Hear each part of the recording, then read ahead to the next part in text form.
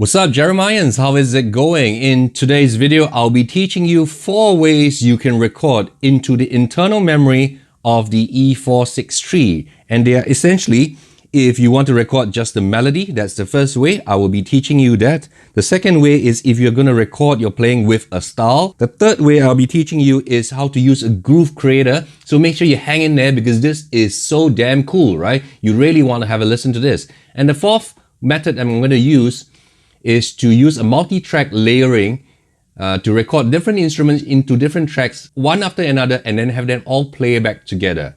So you really want to hang in there for all the 4 ways you can record into the internal memory of the PSR-E463. I will be covering recording into USB audio in a different video. Otherwise, the video will become too long. And, you know, some people will be looking for the USB audio recording and some people will be looking for the internal recording. I'll be covering that in a different video. I'll be teaching you how to record onto a USB stick, how to convert your internal Yamaha files into a standard MIDI file so you can play it in any other musical instrument that accepts MIDI files. I will also teach you how to connect to your computer and record using a digital audio workstation, and then you can edit your files and then before uploading onto the internet. But today I'll be teaching you the 4 most used methods that you will use to record into the internal memory of the Yamaha PSR-E463 keyboard.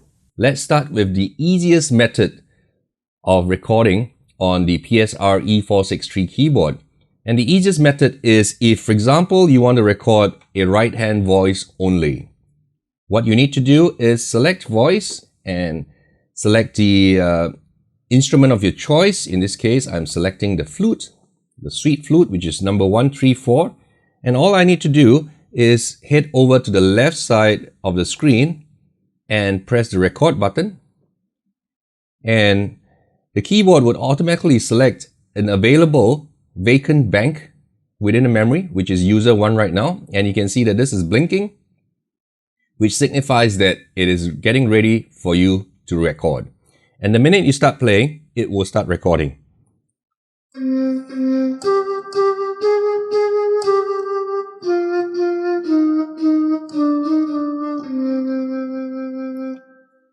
And when you're done recording, you can either stop it by pressing the stop button here or pressing the record button again. And you can see that it is currently writing the recording into memory.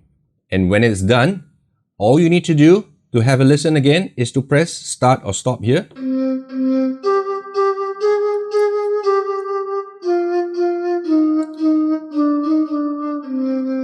There you go. And even after you turn off the keyboard, the recording will still be saved internally.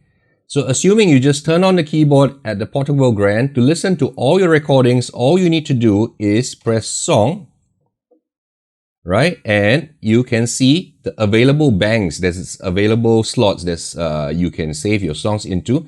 There are actually 10 slots you can save from number 31 all the way until number 40, right? 10 slots. So you can use the plus and minus to increment or decrement the numbers to get to the song that you want.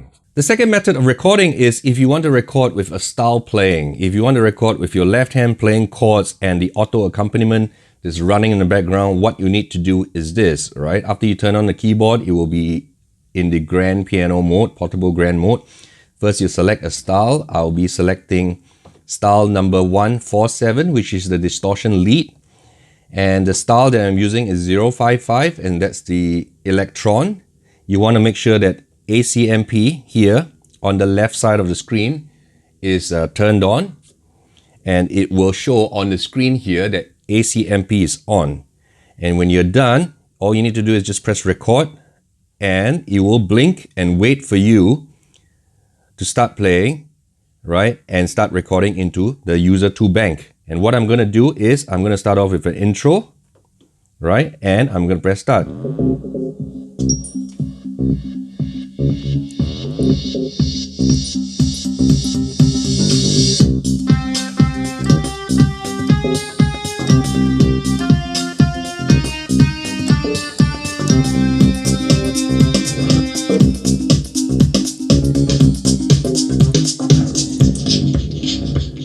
And once the ending ends, the recording will automatically stop and it will say writing and it is now safe.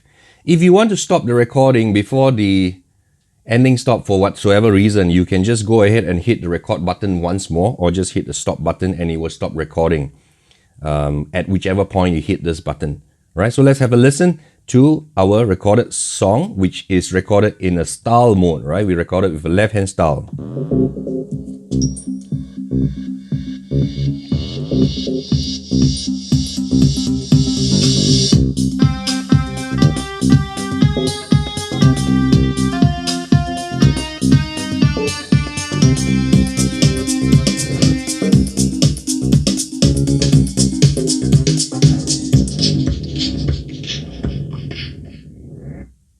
Method number 3 is if you're trying to record a groove and play like a DJ in a club, fiddling the little live control knobs, going through the different sections, and eventually reaching a musical climax, as you can see on the 5th button here. When you're playing with the groove creator, you're thinking like a DJ and you're actually playing with little grooves, phrases, and these are found in section A, B, C, D.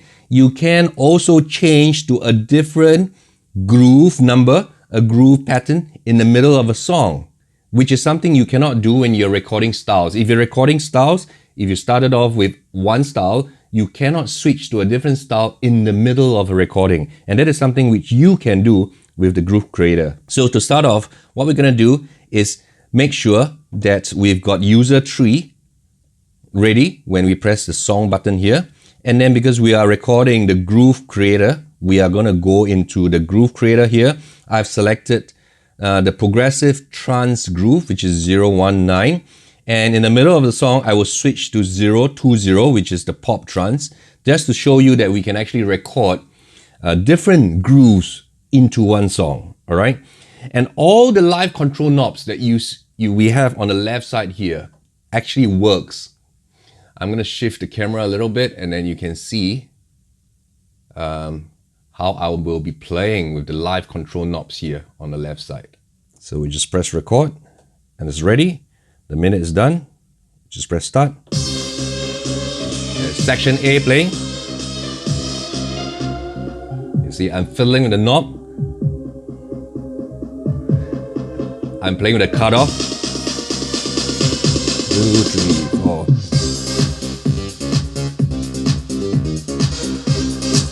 And I'm playing with the resonance now. Now I'm going to play the cutoff in the resonance.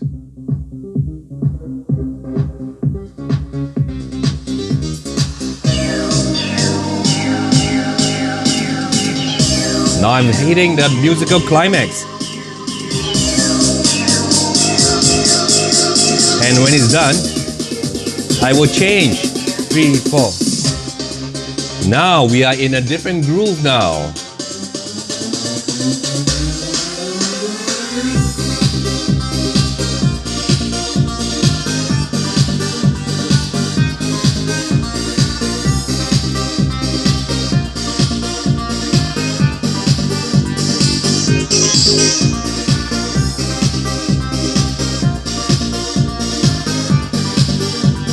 And we're going to change to a D.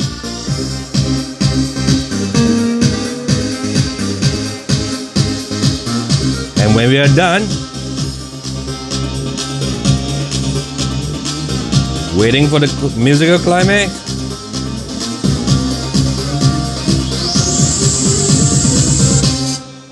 There you go. And we're going to listen to our little groove to make sure it's written inside. So user 3 has already been recorded and it should be recorded inside. And I'm going to let you have a listen to what's inside, right?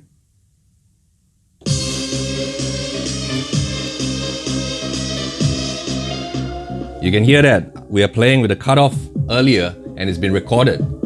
Cutoff has been reduced.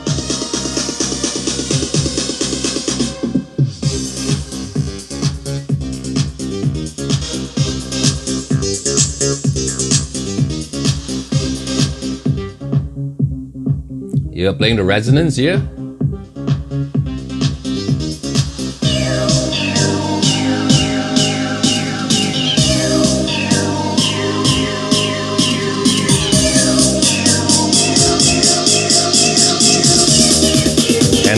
change the groove. You can hear it's now playing pop trance.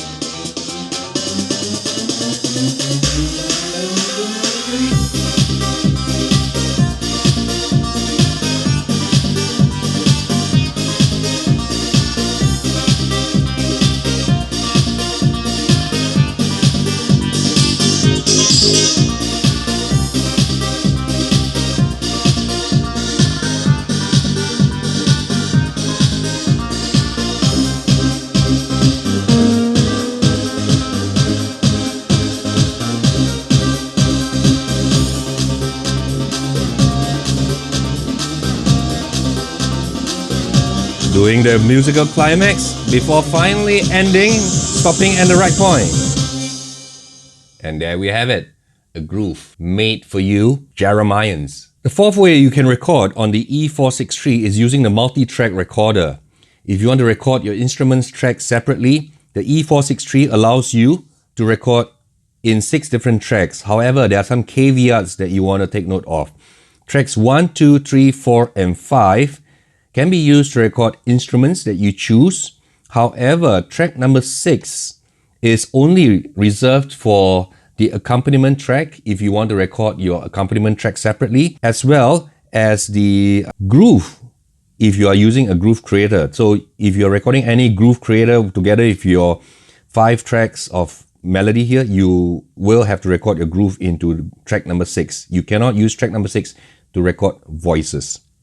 Okay? So what I'm going to do now is I'm going to show you how to record in an orchestral style. We have 2 instruments playing. First, I will record a piccolo, which is sound number 139, right? 139, that's a piccolo. And you want to select, go to song mode here, select record. And you can see that 1 is blinking on the screen. It will blink 1, which means that it's going to record the piccolo sound into track number 1. So the minute you start playing, it will start recording.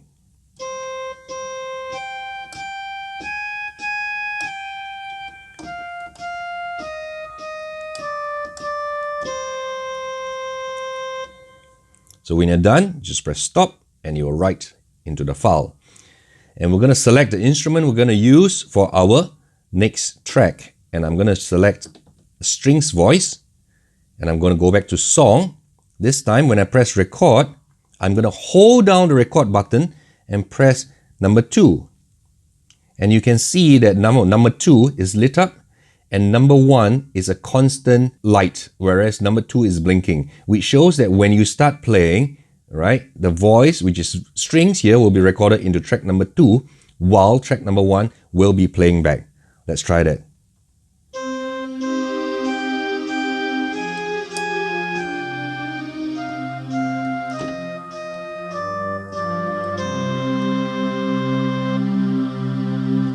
So when we're done, we just press stop. Now let's have a listen to our multi-track playback.